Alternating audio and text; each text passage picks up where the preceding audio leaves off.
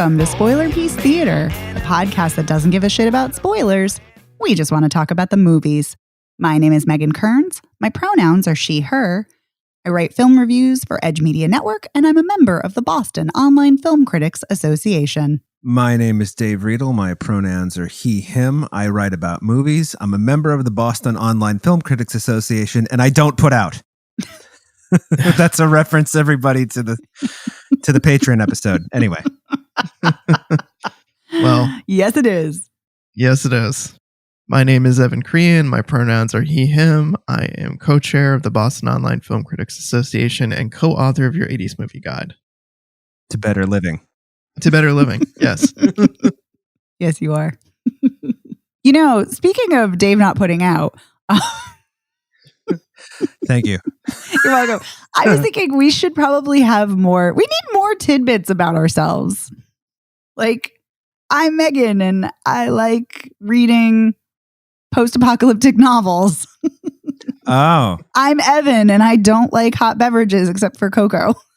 Yeah, that's true. Yeah. And you like soggy cold cereal. Also true. I will never get tired of hearing about the soggy cold cereal. I know. That's also true. I also like Tenacious D. I'll throw in a tidbit about myself. I'm Dave, and I collect vintage Choose Your Own Adventures. That's right, you do. I do indeed. I think that's cool. I love that. Thank you. Do you choose to pick up this vintage Choose Your Own Adventure book? Ooh. If yes, turn to page 57. Every time, pretty much.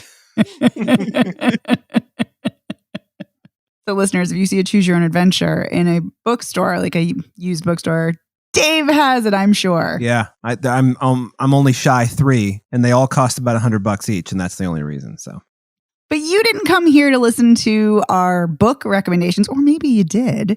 But we are going to be talking about movies like we do every week, and this week we are going to be talking about film from the Boston Jewish Film Festival, the documentary Bukra, Mish-Mish. We're going to be talking about Night Raiders, and we're going to be talking about The Harder They Fall. But Evan, why don't you tell us about your bonus episode that you just put out? Yeah, I just dropped a bonus episode of the show. Shauna came on as a guest, and we actually talked about the shorts programs from this year's Boston Jewish Film Festival. There are 3 shorts blocks that we talk about, and it was just a lot of fun talking about shorts, which we don't normally do in the main episode. So we thought, that'd be a fun thing to talk about as a bonus. And there's a lot of great shorts playing at the festival, and it's fun to kind of talk about something different, but also still movie related. Very cool. And Evan, remind us, what are the dates of the festival again? I know it's already started, but when does it run until? Correct. Yeah, it started on November 7th and it runs through November 20th. It's a virtual festival, so when you buy tickets, you're buying a ticket to screen it virtually, and you can do that like on your computer, or you can also watch it on like Roku or Apple TV. There's like a code that you can use to. It's pretty cool. It is cool. I've used that Roku app and it's nice. Yeah. So, talking about the Boston Jewish Film Festival, that's the first film we're going to be talking about is the documentary Bukra, Mish-Mish. And this is a documentary about the Frankl Brothers, who were called the Egyptian Walt Disney, and they were pioneers of Arabic animation. Mm-hmm. And their films were extremely successful in Egypt, but then the films disappeared. They left Egypt. But we're going to get into that. Yes. But one of the things that I think that's cool about the title of the film is actually it's an expression. Yes. It means tomorrow when the apricots bloom, which is an Arabic expression, which basically just means like when pigs fly. Mm-hmm. Like that's never going to happen. Yeah, exactly. And it has a really cool relation to the brothers themselves and their famous character that they created. So the story goes that when they were trying to get financing for their first big animated film, a financier said that to them, Bukra, Mish-Mish, yeah, you'll get the money when the apricots bloom. And so they made their character named Mish-Mish Effendi as a kind of like fuck you to the people who didn't support them. And I always thought that was really funny when I was hearing about that throughout the film. But yeah, it's a story is about three Jewish brothers, the Frankl brothers. There's Herschel, David, and Shlomo. And they were pioneers of animation in Egypt. And I just think it was a really fascinating story about the three brothers. It's amazing to me that just the three of them were able to make such complex animations. Like, I think that was the thing that impressed me the most, is seeing some of their early work and just seeing how they were able to do such amazing stuff, just the three of them. Yeah, and they filmed and drew and recorded all out of their home. Like, that's amazing.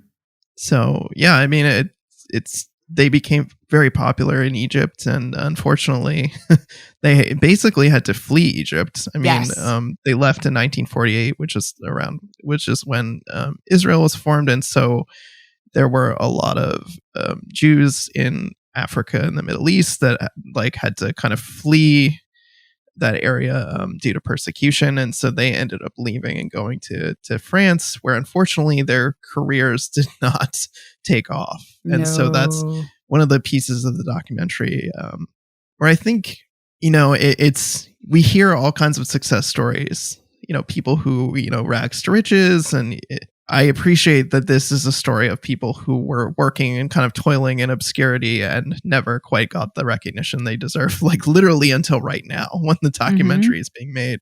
Because the beginning of the film, there are all these films that were lost in their basement, and, you know, all the brothers had passed away, but their kids were trying to decide, you know, do we throw this out? They told us they wanted to throw it out. But no, I think there's something. I know, here. which is just wild. That's wild. They want to throw all their films and all the, you know, documentation of it just out the window. It's just, it's so sad. It's very tragic. So they end up going to some Canadian film archivists, and they end up restoring all the films. And so you end up finding out all about them. There's some interviews with some people who knew about the brothers and studied them as part of their like film education or their film master's programs, which I thought was really fascinating. And I don't know, it's just a really interesting story. And I appreciate that they don't shy away from showing the negative aspects of the family, like the toxic traits of like the brothers and how they kind of like fed off of each other's like energy, and how they were neglectful of the rest of the family and kind of like reckless with their finances. I appreciate that the documentary does not like paint a rosy picture of everything that happened. Like, yeah, these guys were talented, they're ambitious, they, you know, kind of made it early, and they were very influential, and they, you know, didn't get the respect they deserved, but also at the same time they kind of like didn't seem to know when to give up. And so that definitely took a toll on their family. And so I liked seeing that perspective of their kids talking about it, like seeing, I think was it Herschel's wife? I'm not sure. She's the surviving, the only one of the brothers that had gotten married. His wife had survived. And so she was kind of talking about what that experience was like being, she married him in Egypt, and then, you know, they went to France, and she always was like regretful about not going to see her family or be with her family in Israel. And then like there's this like element of like, you know, he kind of loved me in his own way. I know. But I don't know, I liked this documentary. I thought it was good. It's short. It's like 70 minutes long. It is very short. One of the things I love about the movies that they pick at the Boston Jewish Film Festival is that you get to see all different kinds of, you know, Jewish stories. So in this case, you know, forgotten animators, pioneers in animation in Egypt that people didn't know about. And you get to hear these kinds of stories like, yeah, I never heard of that. That's really amazing. And I'm glad that they ended up getting the credit that they deserved at the end after their films were restored and re-released in Egypt and some of the surrounding countries. So I thought that was a really nice way that everything kind of came together. Yeah, I also did not know about the Frankl brothers, and I'm very glad that I got to learn about them. There's some tidbits here and there that I found really interesting, like about how Shlomo Frankl invented I can't think of what the machine was exactly, but it was yes, that was amazing. This machine Yeah. that he invented, and it was really revolutionary, and he just did it like in his house, and he was self-taught. And I mean, that's just, it's incredible. And so that was interesting. And I think it was really interesting that, and this is just like said by one of the academic talking heads, but it's like, I would have liked more information on this, but like Egypt was the first country to establish a national film industry before gaining independence. Like, that's fascinating. And that's so interesting.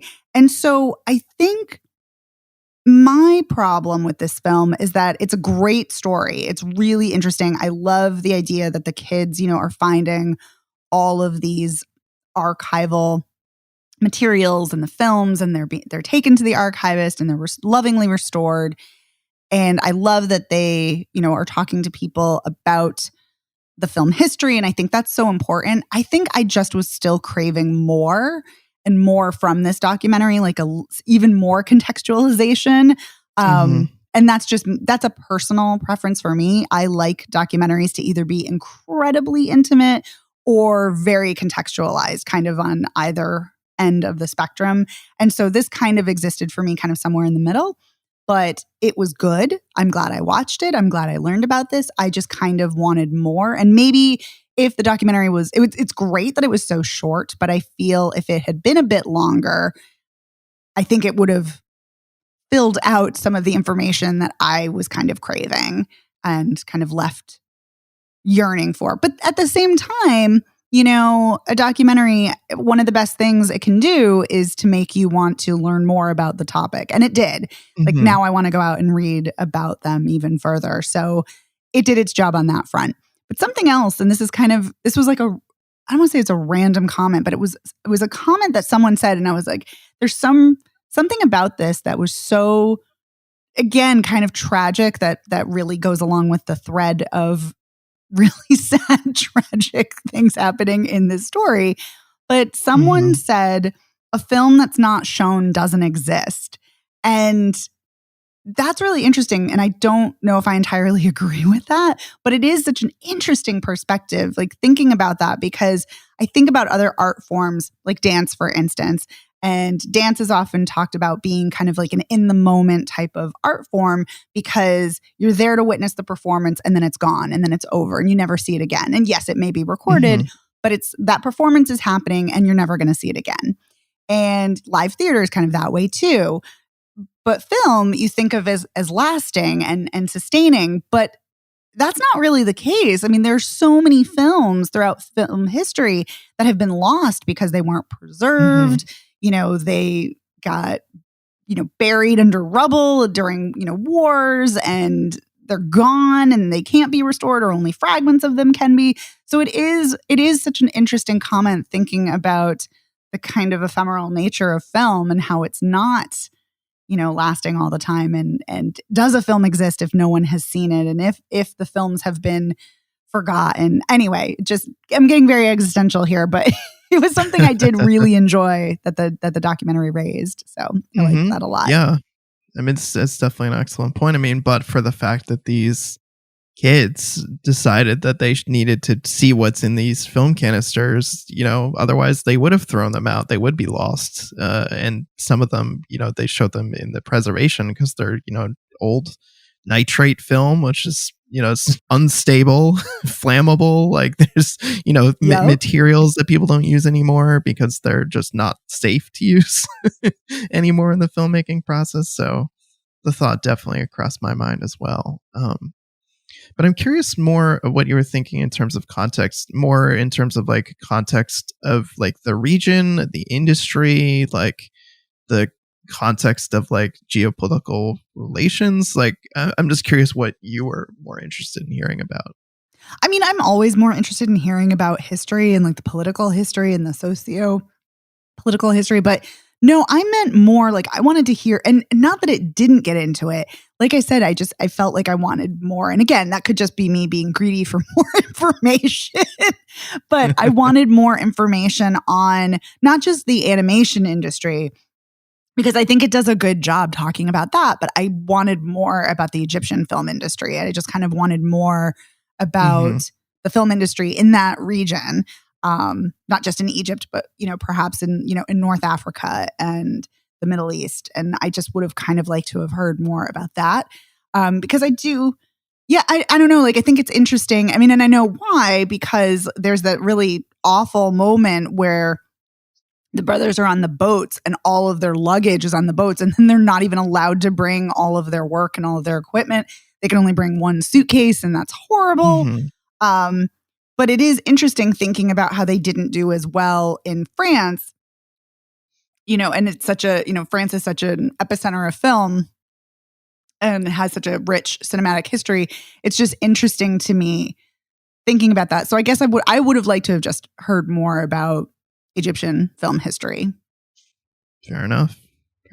But that's just going to motivate me to go do my own research. So there's that. But I am really glad that we watched this, because as soon as I read about this, I was like, wait, what? I don't even know about this. This is fascinating. This is important. So yeah, I think this is, regardless of any of my personal things wanting more, and that's just me, like I said, probably just being informationally greedy, I still am really glad I watched this, and I really liked this. Good. I'm glad you enjoyed it as well. I'm glad we watched it. Yay. Do you have any other thoughts before we move on? I like that when they tried to transition to France, they changed their character to Mish-Mish. Yes. They tried to make him French. I just thought that was amusing. Well, let's talk about Night Raiders, a film we all saw. And Night Raiders is a Canadian, also New Zealand production. It's a sci-fi post-apocalyptic film written and directed by Danis. Sorry, I'm mispronouncing her name. It's Danis Goulet, and it is an Indigenous film. Danis Goulet is an Indigenous filmmaker, and it stars Elle Maya Tailfeathers, who is also Indigenous, and lots of Indigenous actors in this film. And Elle Maya Tailfeathers is a mother with her child, her daughter, and as we learn very quickly, it's illegal to have children with you. And children are to be rounded up and sent to the academy, a state-run fascist totalitarian regime school. When her daughter gets her foot caught in an animal trap, and she gets obviously injured and doesn't want it to get infected, and she gets hurt, and she's getting sicker and sicker. And then her mother makes the gut-wrenching decision to have her daughter taken in by the police so she can get the medical care she needs. Then fast forward 10 months later, and she joins up with a resistance group to get her daughter out and rescue her. Yeah. And the resistance group is an Indigenous group. Yes. I believe they're part of the Cree Nation. Yes, they are Cree. Dave, I feel like we haven't heard from you in a while. That is true. You have not. I loved this. Oh, so, yeah. I like sci-fi that is low budge. I mean, it's not really sci-fi. It's like post-apocalyptic dystopian future, but that sort of by definition is sci-fi, loosely. Yeah, no, it's sci-fi. I just really dug it. I kind of dug that there's no explanation as to what the Civil War was that tore Canada apart. And there's no explanation for how this particular group of fascists came to power. And the whole brainwashing thing, I don't know. I'm not sure how much I bought that until What's-His-Face shot his own mother in the chest and killed her. And then I was like, oh, I guess it really does. They really do brainwash him. Well, yeah. Yes, definitely. And Evan, I want to hear what you have to say, but I want to jump in because this, I think, piggybacks nicely off of what you're saying, Dave. But this is very clearly an allegory for colonialism and for the genocide against Indigenous people, specifically how Indigenous children were stolen from Indigenous parents in Canada and in the US and put into residential schools, and they were not allowed to use their Indigenous names, speak their languages, talk about their culture, and they were tried to be assimilated to be white, and which is horrifying, of course. And so this is very clearly showing that. So I think while, when you hear brainwashing and, Niska, who's the protagonist, she's like, brainwashing, come on. And she doesn't believe it either until obviously she sees the kid she knew shoot her friend, who was his mother. Yeah. But it's very clear, like that's the thread that's being drawn there. Yeah. And thought the performances were good. I thought that it's kind of interesting. It's one of those movies where it feels like it's kind of slow, but then I checked my watch at some point and I was like 75 minutes in. I'm like, oh my God, there's only like another 20 minutes to go. Shit. But it was, I think that was, usually checking your watch is a bad thing, but I was just thinking to myself, they got a lot of story to wrap up here. Yeah. Because I'm like, the giant mosquitoes have got to come back in some way. And of course they do. Mm-hmm. That they do. There's an opening voiceover by, I can't remember her name, but one of the Cree leaders, where she's talking about she went and fasted in the forest and she had these visions. And one of the things that two of the things that she realized was someone was going to come from the north and, save the children. And she also had a vision of giant mosquitoes about, the size of, I don't remember what they were the size of, ducks. I don't know. They were big. And I didn't put this together, but there are drones all throughout the movie that are looking for kids, and the giant mosquitoes are the drones. Yeah, I got that immediately. I didn't. I was just like, oh, well, I didn't. I got it when they all showed up at the end en masse. I was like, oh, wait a minute. And then the daughter, whose name, of course, I don't remember because I never remember anything like that. Wasis? Yeah, yes, that is her name. Wasis. And then she's like, I'm like, oh no, she was the one they were waiting for. Yes, I love that twist. Yeah, her mother was just like sort of the vessel, yes.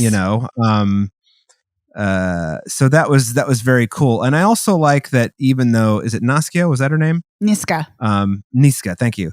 She gets shot and you're pretty sure she's going to die, but not necessarily, because they go away from that, first. It just kind of like, I like that the movie, it opens with this voiceover, and you know how I feel about voiceovers. Don't like them, but you have this voiceover, you're like, what the fuck is this about?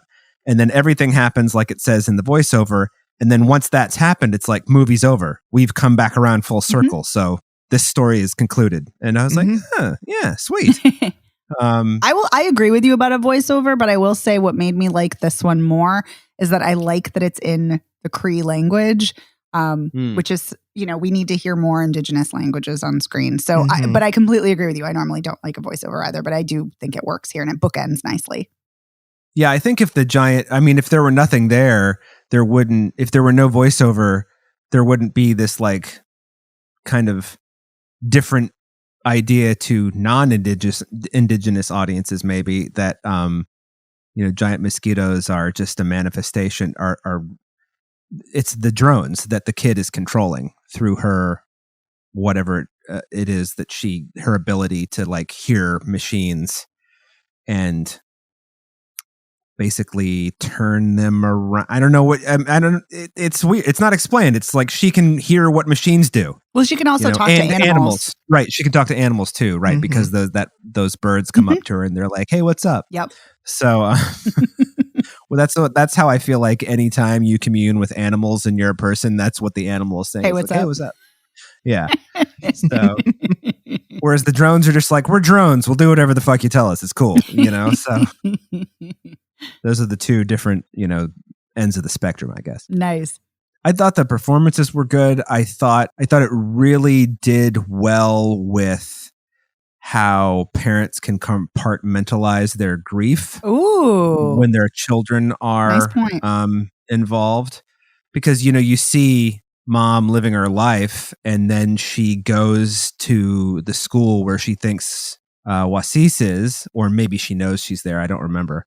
And then she just kind of loses it because, all of these other parents have left mementos of their kids outside this school. And I also liked the whole subplot with that guy who was trying to get Niska a visa or citizenship or whatever. Passport. But also citizenship too. Also citizenship. And in the interim, while this was going on, the government is poisoning all of the people still like left out there. And it's clear that he's been poisoned in some way, but you're not really sure how, because I like how they're like, there's a virus. And you're like, no, it's not a virus. It's that food that the drones have been dropping on you. That's what's going on. Yeah. And he's clearly been affected a little bit, although it doesn't seem like it's so bad. It gets worse in that scene where they're trying to get out of the bus that they're being herded into. Like at the start of the scene, you can kind of see it on the side of his head. And then by the end of that scene, it's like full on boils on the side of his head. Oh, I don't remember that. I don't know if that's an inconsistency in the makeup or what, but it seemed like it was visibly worsening by the minute. Yeah, there's just a lot of whole cool aspects that I like. And remind me of our lead actor's name, Megan. Lead actor? Oh, it's Maya Tailfeathers. She's terrific. I saw her in something else not long ago, and she was terrific in that too. Well, we saw her in Blood Quantum. Right. Yeah. Right. And she's also amazing in The Body Remembers When the World Broke Open. One of the other characters. She directed that one, right? What? She directed that one, She right? co-directed it, yes. Okay. And she starred in it. And one of the other, I can't remember her name, but she's the other actress in the film too. And she's also in this film. She takes over the Cree leader-ish, says, "You're in charge now," and at the end. Yes. Yeah. Violet Nelson, that's the actress's name. But yeah. Right. Yeah, she's in both. Yeah. But yes, Maya Tailfeathers, I love her. Whenever she's in something, I'm like, I'm in. But Evan, I want to know what you think about this. I liked this, but I didn't love it. I agreed with you both that I liked the opening voiceover, and I liked that it came around at the end. I thought that was a really nice way to bookend the movie, and I also really just liked the twist, the idea that she could control the drones. I liked Maya Tailfeathers. I thought she was amazing. I did not feel like the supporting performances were like up to her level.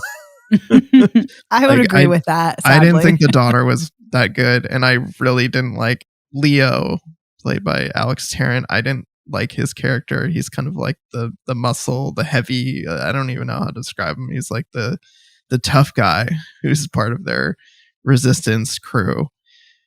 And I also didn't think the guy, his character's name is Randy. We were just talking about him. The guy who's like trying to get her the citizenship. I didn't think he was particularly.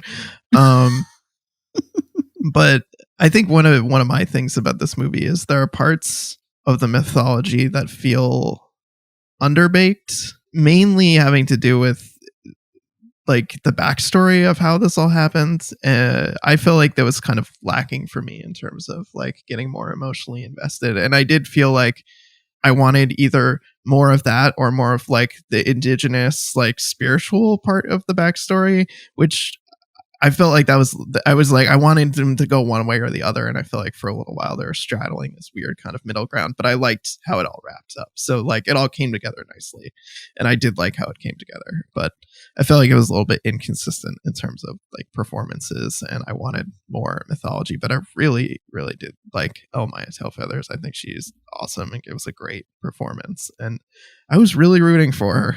Mm-hmm. She's always, I love her. She's always so good. So good.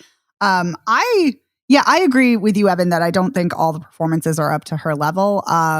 It is really interesting thinking about it because like Violet Nelson is okay in this, but she is amazing in The Body Remembers When the World Broke Open. So it is interesting. I'm wondering if, I don't know, like maybe it has something to do with, I'm not sure. Anyway, I need to think more.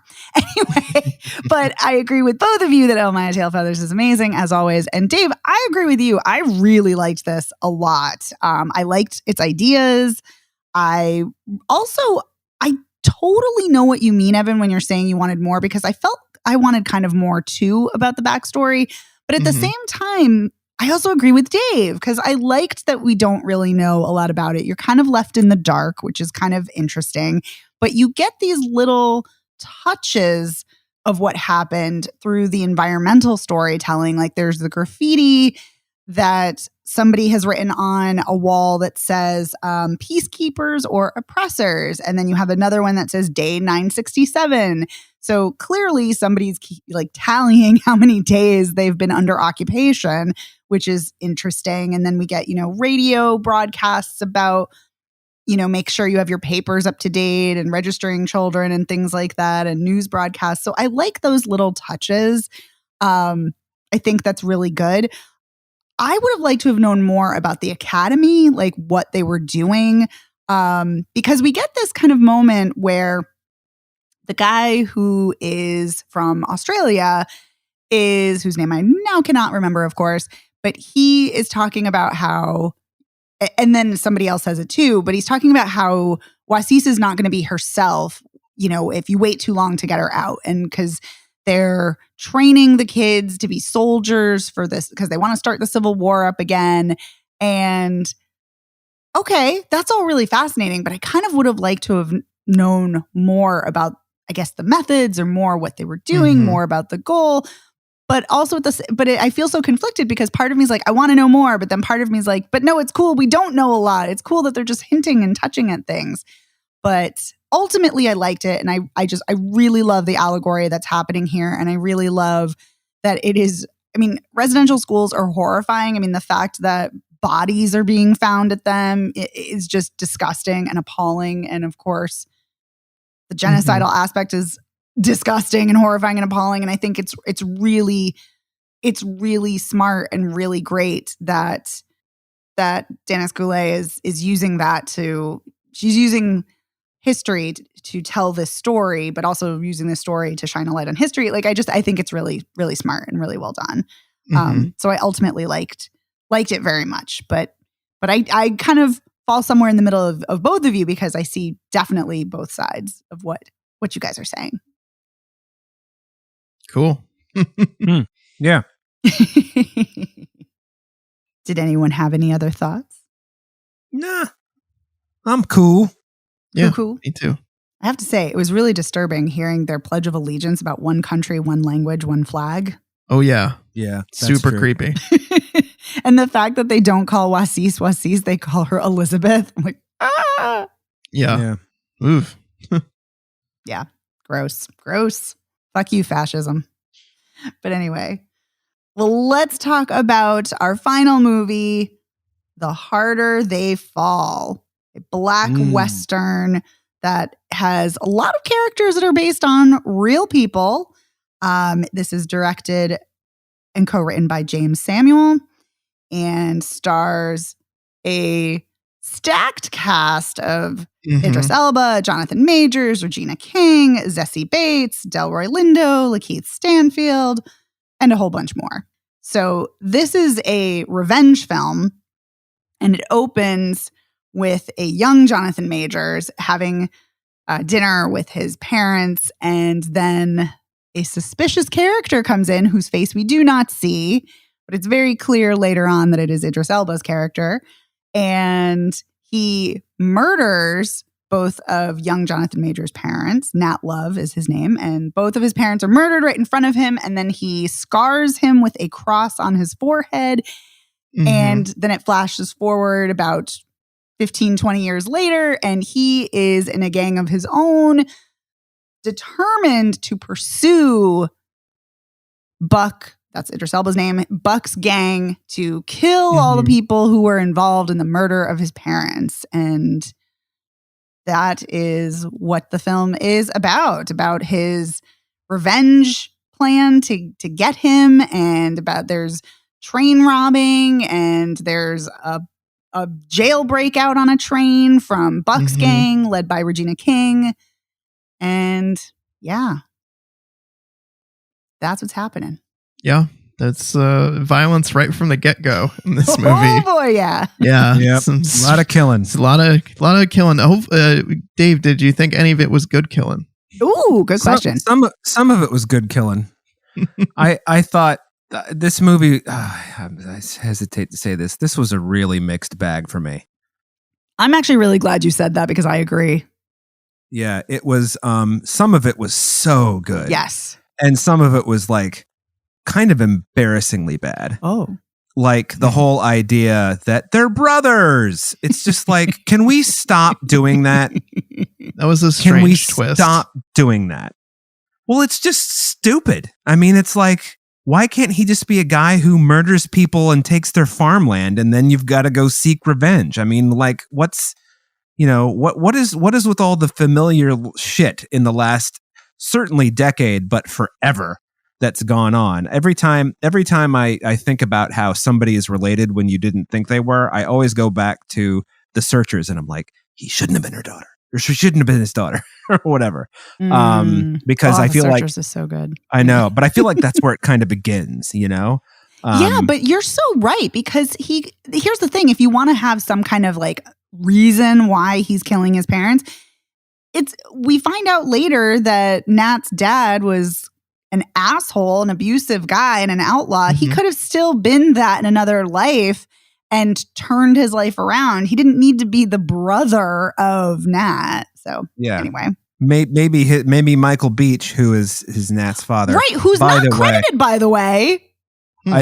You know what? Thankfully, because I don't know if I would have watched it if I saw Michael Beach's name. He's kind of like, he's not Ray Winstone, but he's up there for me. Oh, God, I like Michael Beach. But there is one movie that I saw him in years and years and years ago. It's the one with Bill Paxton and Billy Bob Thornton, which I think Billy Bob Thornton also wrote. One False Move. I was just going to say, are you talking about One False Move? Yeah. That's such a great movie. But anyway, I thought that just some of this movie was unnecessarily cruel. Like, I know a scene you're thinking about, possibly the scene where Idris Elba is pistol whipping Dion Cole until he spits out his gold teeth. That's part of it. I also thought that Dion Cole gave one of the best performances in the movie. Yeah, Dion Cole, who knew he could be such a great, serious actor? Yeah. I mean, Dion Cole is one of the funniest people, I think, on the planet. And then he is just and then he's just like a straight bad dude, a wimp, kind of, but a bad dude in this movie. I just have to say, the only time I ever think about Dion Cole, like seriously, is on the Conan show. He took Conan to Harlem and they went to a soul food place and had like 10 gravies out, and it was the best thing ever anyway. But I mean, just some of the other stuff, like you knew that Lakeith Stanfield's character, the moment they claim like he's the fastest gun ever, like I just knew that like that's not what it's going to be. It's going to be that he shoots people in the back, and then that's exactly what it was. And I was really, really disappointed that he killed R.J. Kyler, who plays Jim Beckworth, who was another real person. The thing that's interesting about this is like a lot of the, like you were saying, Megan, a lot of the people in this movie were real people. Some of them lived at the same time. Some of them did not. So yeah, that was an intentional stylistic choice on his part, the director's part. It's kind of cool that they did that, but I don't know. It's also just a little strange because some of the people are so famous. Yes. Like Delroy Lindo's character, Bass Reeves. Like, he was a famous, Marshal. Thank you. Looking for the word. I was like, wasn't he a marshal or was he a sheriff? He really was a marshal in real life. I knew it was either a marshal or sheriff, but I thought it was a marshal. And also Delroy Lindo, perfect casting for that. Always. And Delroy Lindo always gives the best performance.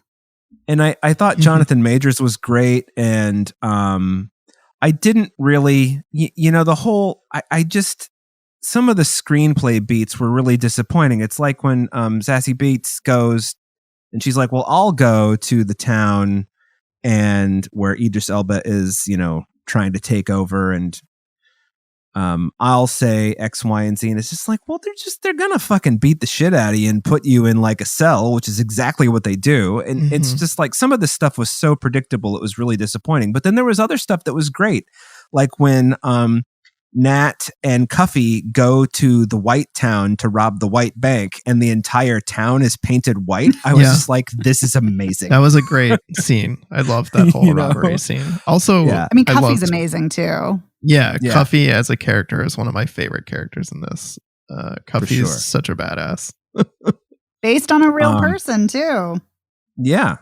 And so I was pleased that Cuffy is the one who does Lakeith Stanfield as Cherokee Bill in, but I also kind of feel like Lakeith Stanfield is starting to get typecast as this kind of asshole, which is a little. I mean, he's a really talented guy, so to see him kind of do this several, I can't remember anything off the top of my head.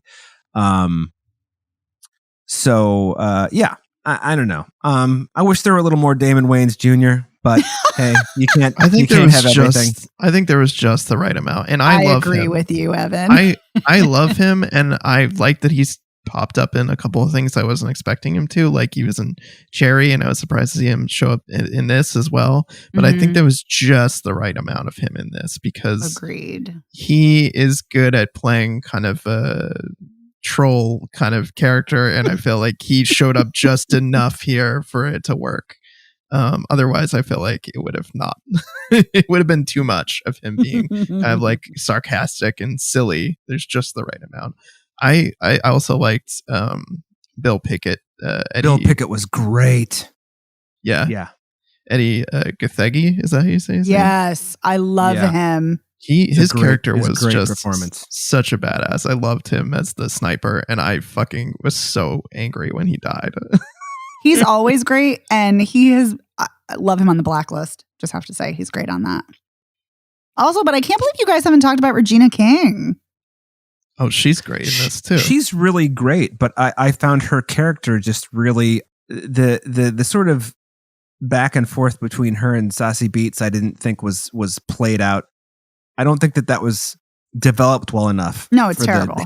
For the hatred they had for each other for no reason that I can comprehend. Because Dave, they're women, so they're going to be catty. Oh, I guess that's it. And Regina King was really great at playing evil. Yes. But at the same time, it's like, I'm not really sure why she's evil. I mean, you've already got Idris Elba being evil, but then of course he sort of becomes resigned to just, it's more like the whole thing is actually a burden for him, even though his whole plan was to seek revenge on his father by making his other son an outlaw. It's just like, it's all kind of just wrapped up in a weird sort of just, I like my Westerns where they're just like, hey, let's rob a bank. They're shooting. We're on the run. Jump off a cliff. Whatever. Well, I don't like my Westerns like that. I mean, I do, but I like my Westerns much deeper than that as a general rule. But yeah, I agree with you though, Dave. I think it's a very convoluted plot in the sense of not convoluted as in like it's hard to follow or anything like that, but just kind of the contortions and hoops it jumps through to make it fit. But yeah, my big problem with this was Stagecoach Mary, Zazie Bates's character. She is a damsel in distress, and we don't ever get her fleshed out enough as a character to subvert that. I mean, like, okay, yes, she has a shotgun, but she doesn't really use it that much until she's back to back with Jonathan Majors, Nat Love. And it just was obnoxious to me. And then having the fight between her and Regina King, and it's like, I'm tired of seeing women face off against other women. And I'm fine with it if you're having a woman also face off against men too, then that's fine. But it's a trope. I'm tired of seeing it. And both of these actors are so good. They deserve more. I think especially Zazie Bates deserved more. I think Regina King was just great. I think she's flawless. I think she's always amazing. And I liked really seeing her in a villainous role because it's not one I ever see her in. So, and I think she's very chilling in the role. So it was great. And I don't care that Idris Elba was also evil. I was like, no, I'm here for evil Regina King too. I'm here for everybody being evil. Yeah, I was here for everybody being evil too. I'm with you, Evan, on that. I like the Rufus Buck gang. Yeah, me too. I actually like the Rufus Buck gang more. Except for Cuffy and for Bill Pickett. Yeah. Those two are great. Well, I like Jim Beckworth too. Don't forget him. I didn't like Jim Beckworth though. Oh, you didn't? No. The way he died was just so mean-spirited. It was. No, I didn't like dislike him, but I didn't like him. I'm like, okay, you're a cocky kid. Okay, whatever. Like, you're fine, whatever. But yeah, one of the things that's really interesting about, and also thinking about the whole damsel in distress role, is that when I was reading more about the production and reading reactions to this film, because I know like this is getting like rave reviews and a lot of people love it and it's a lot of fun. So I get it. But something I saw in a few places at Refinery 29 and at the Mary Sue was the talk about the casting of Zazie Bates, because Stagecoach Mary in real life was an older woman. She was a dark-skinned Black woman and she was a fat woman. She was not a thin woman. And so some people have raised concerns about colorism, specifically because she's based on a real person, the fact that she's the love interest, as if a darker-skinned Black woman can't be the love interest. And the director, he kind of like shrugged it off, being like, well, it's not a biopic. And it's like, well, okay, sure. But there's a shit ton of colorism and sexism within Hollywood. So it'd be nice to kind of address that. But I digress. My big thing was the damsel in distress. It really annoyed me.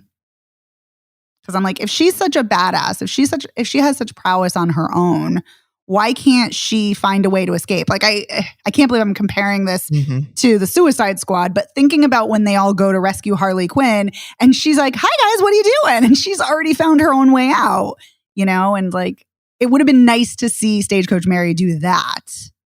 So, I don't know. Yeah. Yeah, But, I agree with that.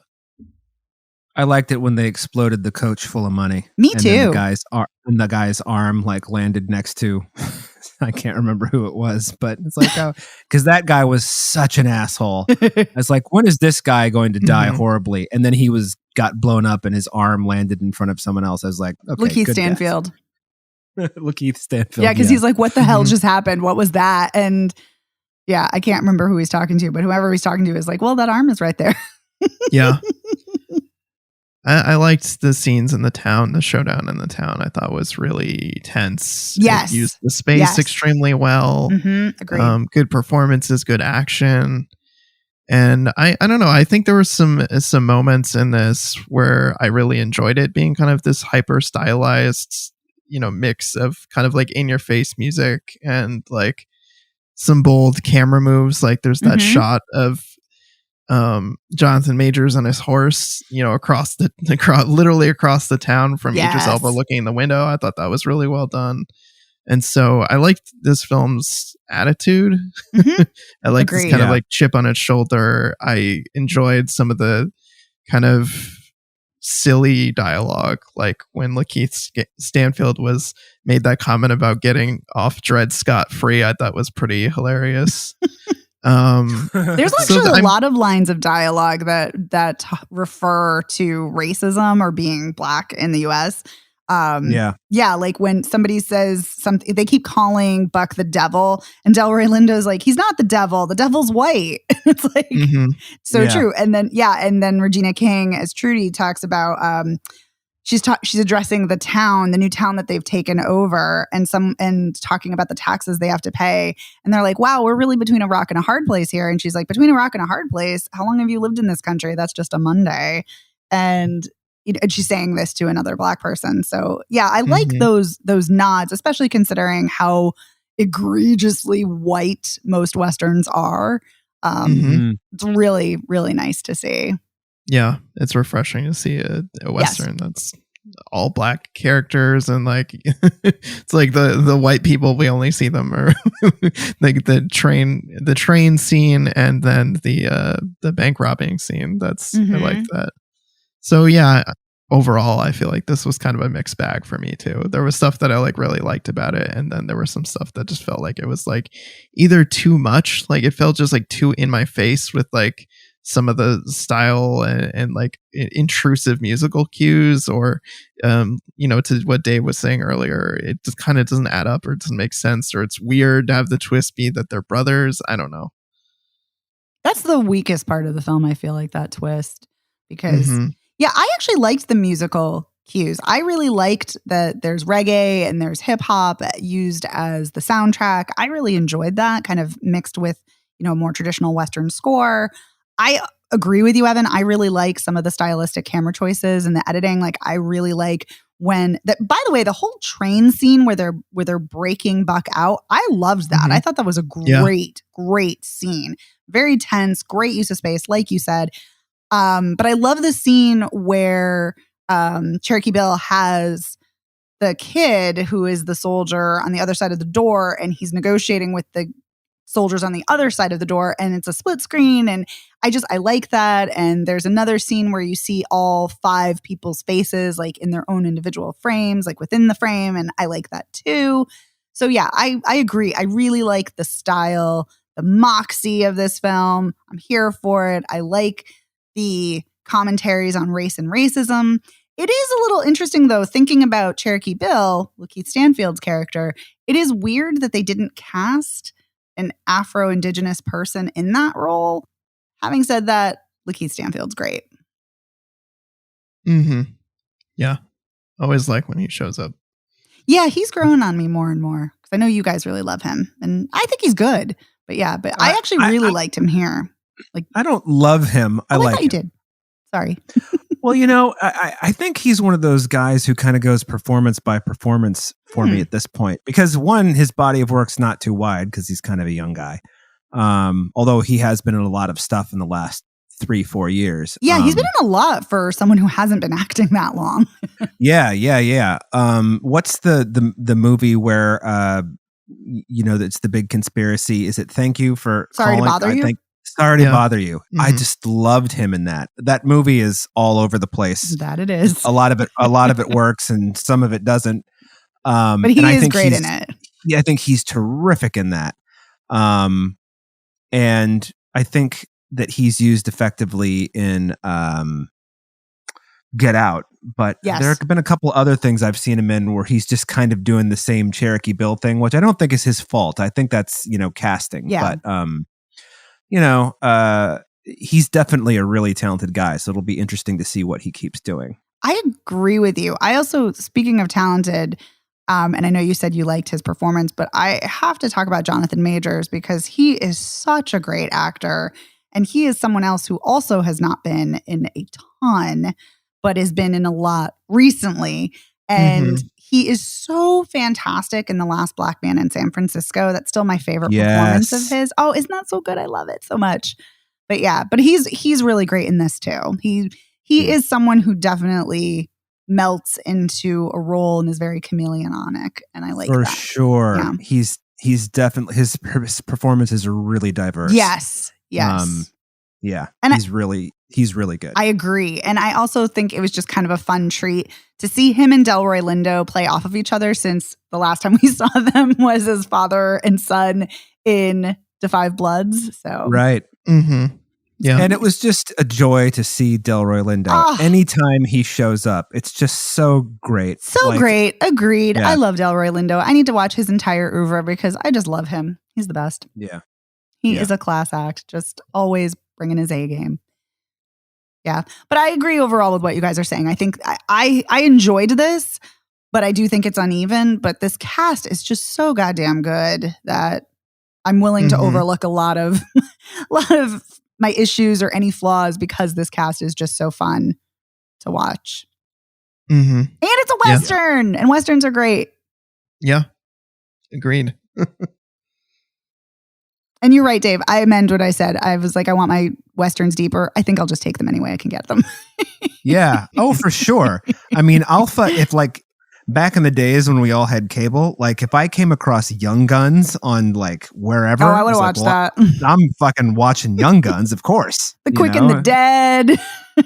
Oh, The Quick and the Dead, the slowest moving Western of all time. But I Still love it. will watch it. Yeah. Well, actually, there's 2 Quick and the Deads, and I love them both. Yeah. I love the Sharon Stone one, and I love the Sam Elliott one. But anyway, I digress. Yeah.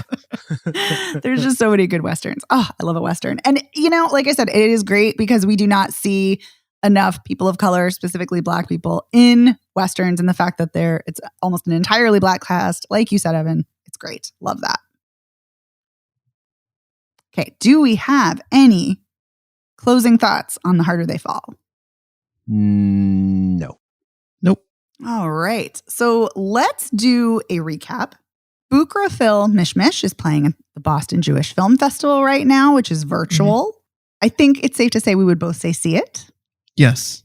All right. Great. And then Night Raiders is on demand. See it. I would also say see it. Yeah, I'd say see it. Woohoo! And then The Harder They Fall is on Netflix. What do you guys say? More yes than no. Yeah, I still think I'd say see it, even though that's, like we've discussed, there's some uneven moments, and it's definitely worth seeing. And it's also, I forgot to mention this, it is long. It's a long 2 hours and 20 minutes. It is. It is long. I think it kind of moves at a fairly good pace, but yes, it is long. But I would also say see it, even though there are some issues. The cast is so great. Can't miss it for that. We recommend all 3 movies again. I know. Wow. That's 2 weeks in a row.